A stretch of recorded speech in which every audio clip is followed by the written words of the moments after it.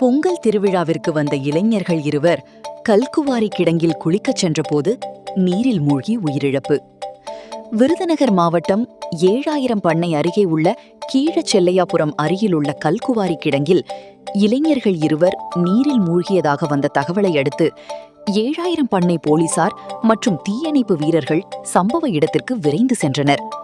அங்கு சென்று நடத்திய விசாரணையில் அருகிலுள்ள வெள்ளையாபுரம் கிராமத்தில் காளியம்மன் கோவில் சித்திரை திருவிழா நடைபெற்று வருவதாகவும், இந்த விழாவிற்கு சிவகாசி அருகே உள்ள திருத்தங்கல் ஆலாவூரணி பகுதியைச் சேர்ந்த சந்திரகுப்தன் என்பவரது மகன் சிவன்ராஜ் வயது 22 மற்றும் சுப்பிரமணியன் என்பவரது மகன் சஞ்சய் வயது 17 இருவரும் நண்பர்களுடன் அருகிலுள்ள கல்குவாரி கிடங்கில் குளிப்பதற்காக சென்றதாக தெரிய வருகிறது.